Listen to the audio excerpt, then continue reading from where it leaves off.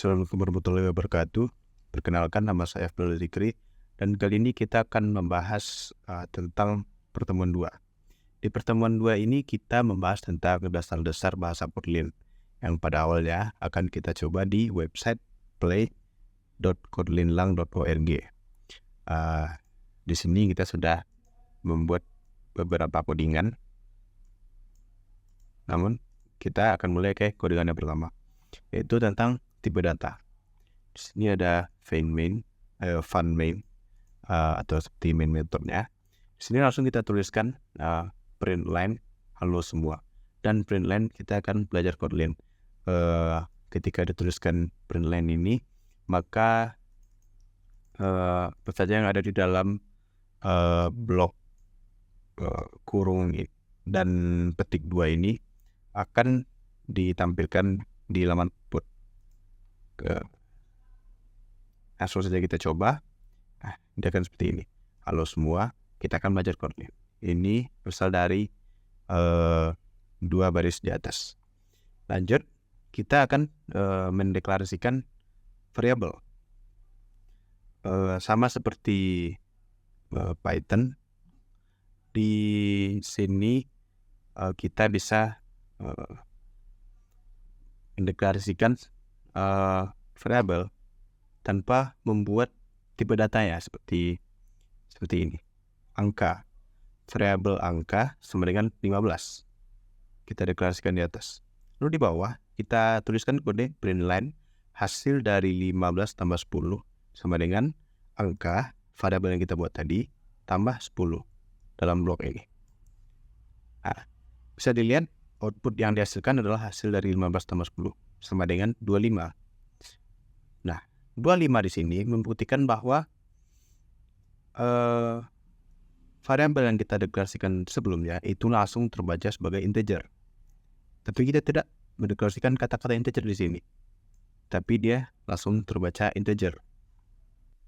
Kita lanjutkan ke baris kode berikutnya. Ada file nilai int sama dengan 10.000.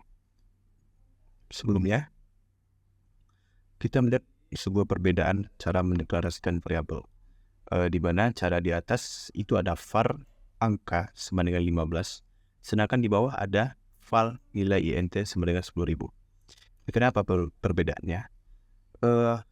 Bisa dilihat di atas adalah var dan di bawah adalah val. Variabel var lalu diikuti nama variabelnya itu menunjukkan tipe data yang mutable atau bisa diubah. Seperti di sini nama variabelnya adalah angka dan value di sini adalah 15. Jika kita buat di bawah angka sama dengan 20, kemudian kita print line angka, lalu kita coba run,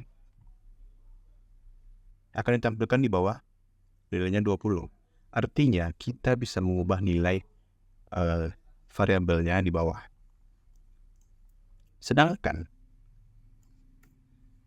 jika di sini menggunakan val lalu diikuti nama variabelnya, kita itu menunjukkan bahwa variabel ini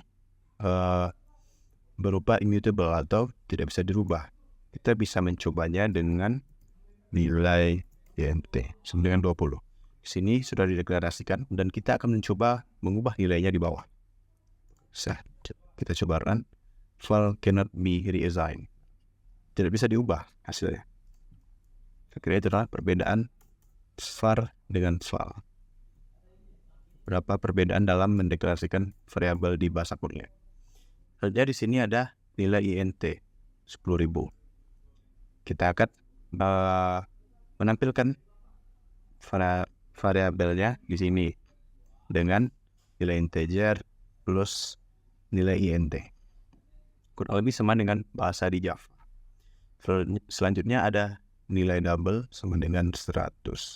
T003. Kira-kira apa perbedaan nilai double dengan nilai int? Nilai double adalah variabel yang kita pakai untuk menyimpan angka yang berkembang. kita bisa lihat di sini 100,003. File nilai float 100.00f, yaitu variabel yang bisa menyimpan angka dan huruf atau karakter di data yang bersamaan. Di sini ada file nilai long, titik 2 long sama dengan kira-kira angkanya begini.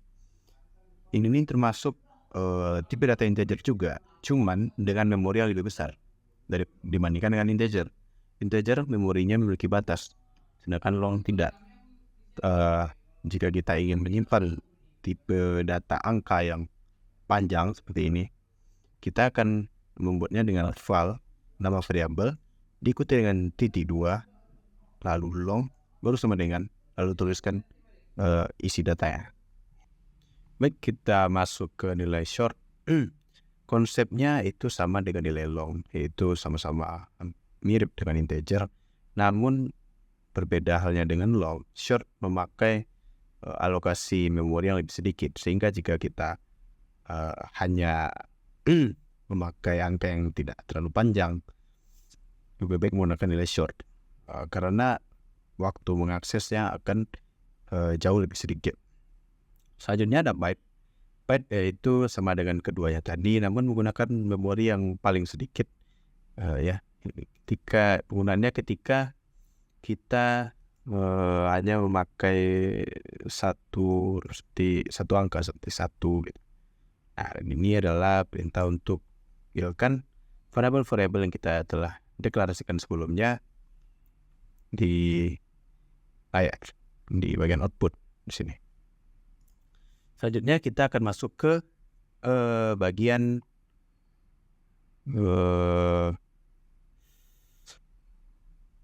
variabel berikutnya yang merupakan huruf dan nilai boolean. Lanjut saja. Di sini kita deklarasikan file huruf A, lalu kita tampilkan di layar dengan printline ini penggunaan karakter. Kita panggil variabel yang telah kita buat sebelumnya. Di sini kita memanggilnya dengan $, buka kurung kurawal, lalu nama variabelnya. Lalu akan ditampilkan seperti ini gitu. Selanjutnya ada variabel yang berupa nilai boolean. Itu di sini nilai booleannya kita isi dengan true.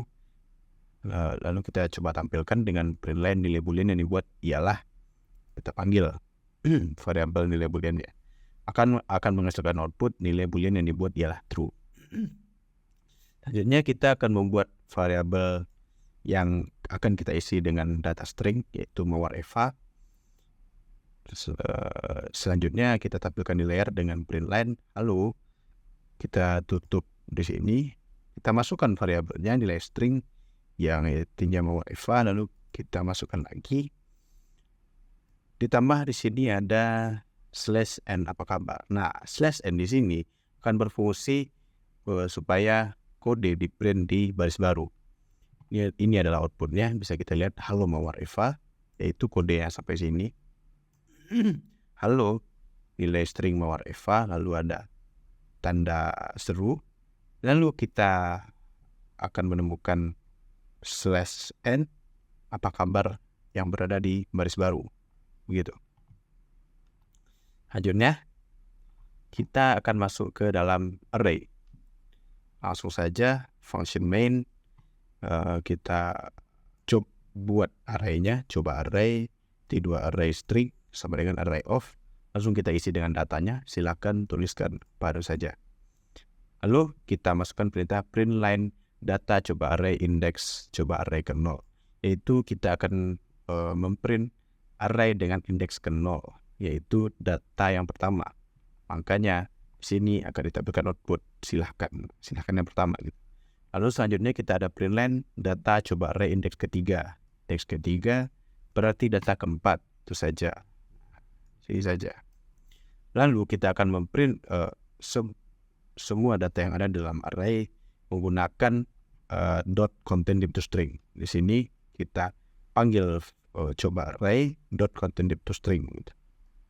Nah, di sini akan ditampilkan seluruh data yang ada dalam array kita.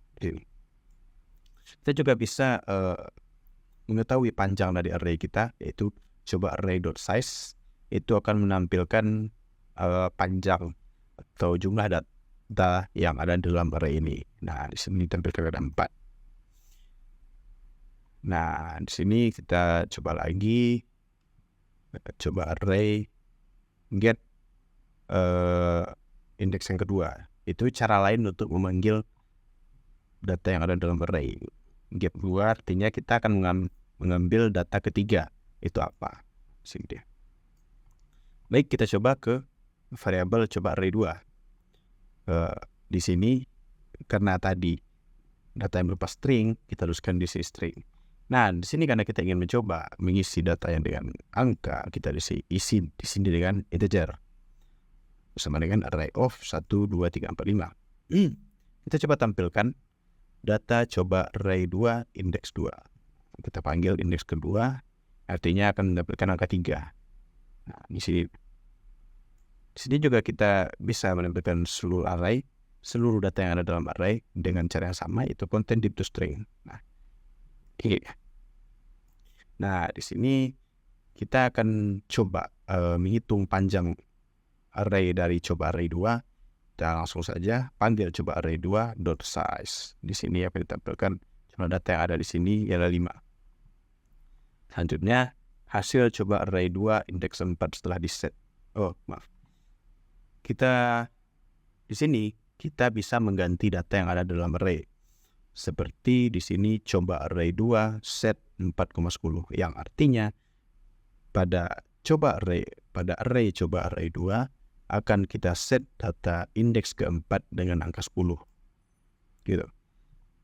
Lalu kita coba print hasil coba array 2 indeks keempat setelah di set, itu coba array 2 indeks keempat.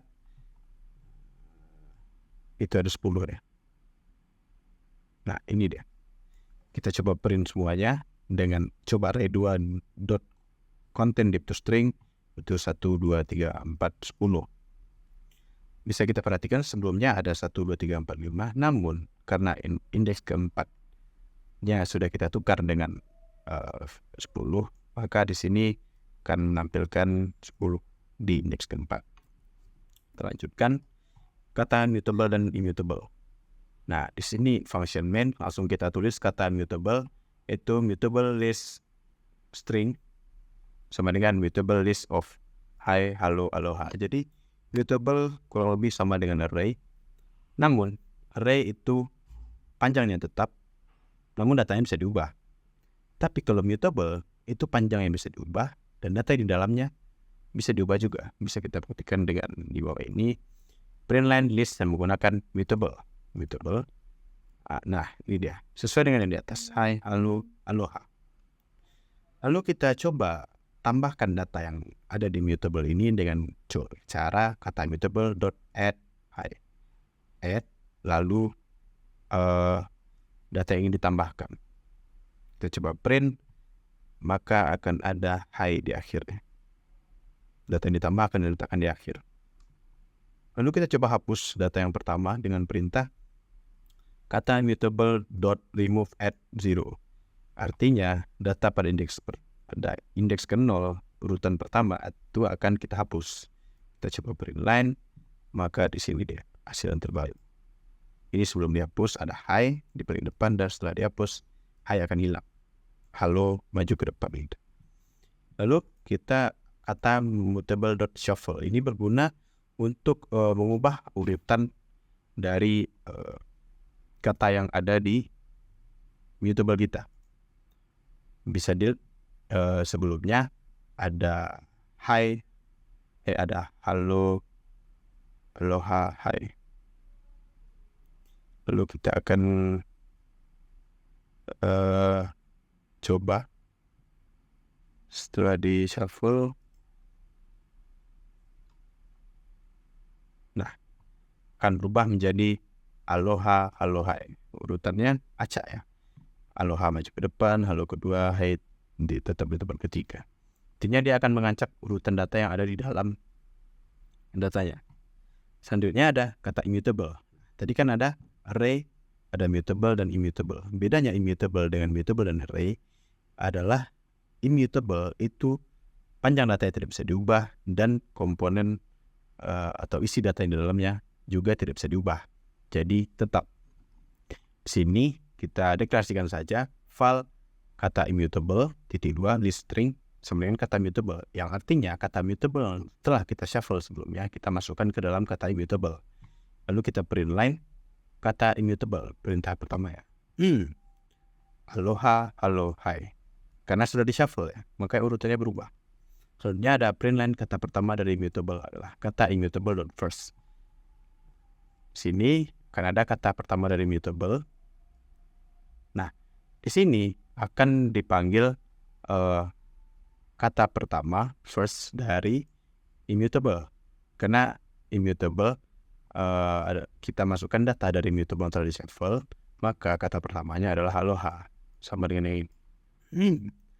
Ini adalah file coba set of belajar pemrograman mobile. Ini seperti ya immutable yang di atas, cuman cara untuk memasukkannya berbeda, sama dengan yang di bawah.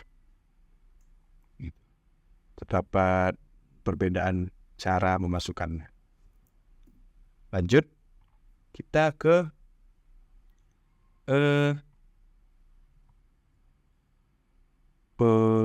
if else, yaitu pengambilan keputusan, codingan bercabang.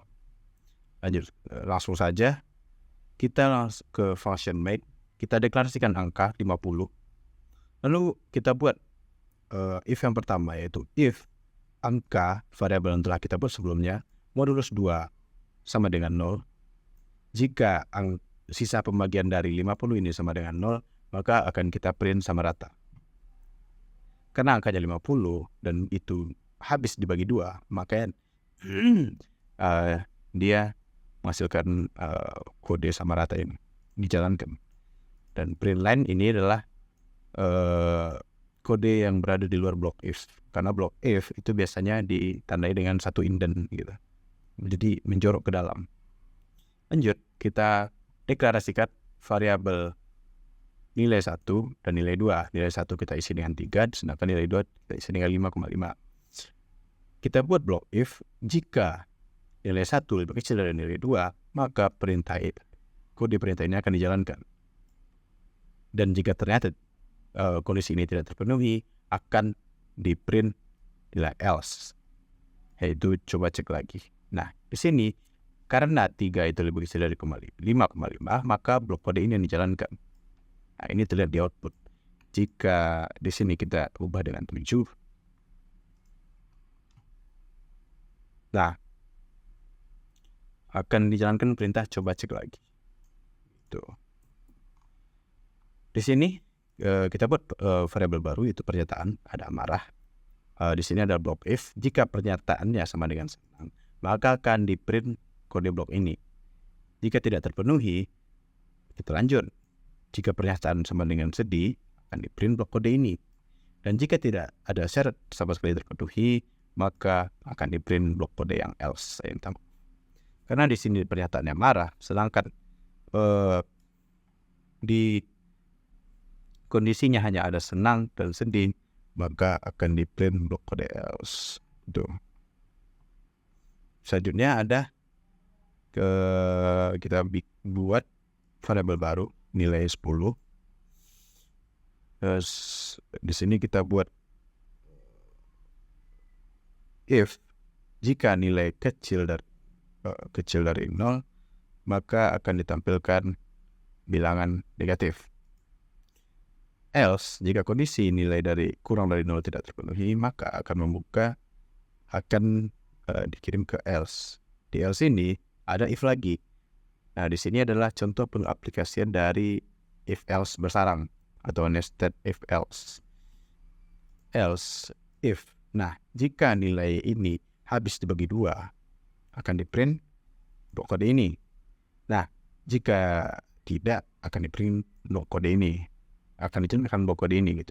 Karena nilai kita ada 10 dan 10 itu besar dari 0 dan habis dibagi 2, maka akan menghasilkan bilangan genap, yaitu dijalankan blok kode ini. Jikalau kita buat minus 10, maka blok kode ini akan dijalankan, yaitu bilangan negatif. gitu. Lanjut ke bentuk dari percabangan lainnya. Kalau yang tadi if else, di sini ada when. Baik, di sini ada function main. Kita buat variabel huruf e, yaitu when huruf. Nah, di sini cara penyajian kondisinya nggak berbeda. Di sini langsung kita bikin kondisi. Jika kondisi ini terpenuhi, di sini ada when, ada variabel. Nah, jika kondisi ini merupakan nilai dari variabel ini, maka akan di-print blok kode ini.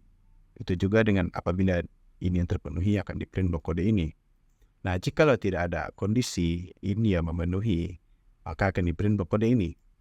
Jika renakan kode variabel kita yaitu bersih huruf E, maka salah satu kondisi terpenuhi, jika di-run akan menjalankan blok kode ini. Sebenarnya huruf vokal. Jika kita ganti dengan K, misalnya, yang bukan merupakan salah satu dari kondisi ini, akan dijalankan perintah baris ini, else ini, huruf konsonan, gitu. Itu file, kita bikin lagi variabel baru, file angka sama dengan 11. Kita buat blok when baru, when angka. Nah, di sini kita juga bisa menyajikan syarat kondisinya seperti ini. Kalau ini kan satu kondisi, satu jenis output. Nah, jika banyak kondisi outputnya sama, kita bisa tumpuk dia seperti ini, 2, 4, 6, 8, 10 gitu. Nah, karena di sini yang kayak 11, maka akan di-print blok kode else, angka ganjil gitu. Jika ini kita ganti dengan 10, akan dijalankan blok kode yang ini, karena dia termasuk dari salah satu kondisinya. Gitu, angka genap. Lanjut, nilai 88 when nilai in 1.9. Maksudnya di sini adalah jikalau nilai ini berada dalam range angka 1 sampai 9 akan di-print blok kode ini. Sama juga dengan range 10 sampai 99, range 100 sampai 999. Karena jikalau tidak memenuhi kondisi dalam range ini akan di-print else. Karena nilai kita 88 akan berada di range yang ini, maka akan di-print blok kode ini. Kalau kita nilai kita 8, maka akan di-print blok kode yang paling atas ini. Nilai 8 berada di antara angka 1 sampai 9. Lanjut. Selanjutnya ada file nilai quiz sama dengan 10, itu variabel baru kita. Kita buat blok when nilai quiz berada di range 0 sampai 50, maka di sini kita buat variabel baru yaitu file nilai lulus, yaitu langsung kita operasikan dengan 51 dikurang dengan nilai quiz tadi. Kita coba buat di sini angkanya 41. Oke, 51 kurang 41, 10. Itu berada dalam range ini ya. Maka akan di-print kamu ikut revisi ya. Untuk lulus nilai kamu bertambah. Nilai lulus kita panggil variabel ini. Bertambah 10 poin lagi. Jikalau kita buat nilai kita 90, misalnya akan di-print blok kode ini gitu. Selamat kamu lulus ujian. Gitu. Selanjutnya kita akan masuk ke Android Studio-nya. Kira-kira ini adalah tampilan ketika kita sudah melakukan percobaan di dalam lab. Di sebelumnya kita sudah kita sudah menambahkan beberapa palet yang disediakan oleh Android Studio-nya ke halaman aplikasi kita. Jadi di sini kita menambahkan input di sini, terus ada result di sini, terus ada button di sini, button hitung. Gitu. Komponennya di sini kita akan menyusunnya dengan seperti ini. Ini menandakan kalau komponen ini sudah tersusun di layar. Seperti misalnya di sini ada ada kolom input. Di sini sudah kita buat dia menempel ke kiri dan dia menempel ke kanan juga, menempel ke atas. Yang artinya komponen input nanti akan berada di tengah. Karena dia ditarik ke kiri, ditarik ke kanan, dia akan berada di tengah dan berada di lokasi paling atas. Karena di sini dia langsung tempel ke bagian atasnya. Di sini ada button hitung. Ini akan di sebelah kiri akan ditempel dengan bagian kiri layar. Di kanan akan kita tempel dengan yang komponen loading, dan di atas akan kita tempel dengan komponen input sebelumnya. Loading juga karena kita sudah menghubungkan ini tadi dengan loading, kita tidak usah menghubungkannya lagi dengan tutup ini. Loading juga akan buat berhubungan ke atas dan ke kanan. Kira-kira apa gunanya kita buat ini? Nah, ini itu berguna untuk ketika kita hubungkan dia ke atas, maka ini akan berada di komponen paling atas di tampilan aplikasi kita. Nah, tombol hitung apabila kita tempelkan ke atasnya dengan inputan ini, maka dia akan berada di bawah ke komponen inputan ya, tombol hitung ini sama dengan ini komponen yang ini akan berada di bawah kolom input ini. Nah, bisa kita lihat di sebelah sini ada button text view dan edit text. 3 komponen yang ada di activity main.xml ini adalah komponen yang kita tambahkan ke activity main sebelumnya. Karena pada konsepnya ini adalah satu hal yang sama. Bedanya ini adalah dalam bentuk codingan, ini dalam bentuk UI gitu. Kita bisa lihat secara langsung gitu. Soalnya di sini cuma ada button, itu tombol ya. Nah, jika kita masukkan button satu lagi,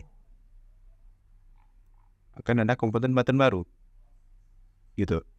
Karena dia konsepnya adalah sama. Jika kita hapus komponen ini, button di sini juga akan hilang gitu. Itu satu. Sini terlihat bahwa end to start-nya ke result ini ya. Nah, ya kira-kira gitu. Sini kita bisa edit komponen-komponennya. Hitung ini kita bisa edit di sini. Kalau kita mengubah hitung, kita bisa jadikan coolant. Maka di sini dia juga akan berubah jika kita ubah di sini. Gitu. Itu. Nah, kita juga bisa berubah nama komponennya di sini. Kita bisa berubah ID-nya. Nah, ID ini akan digunakan di komponen lain juga.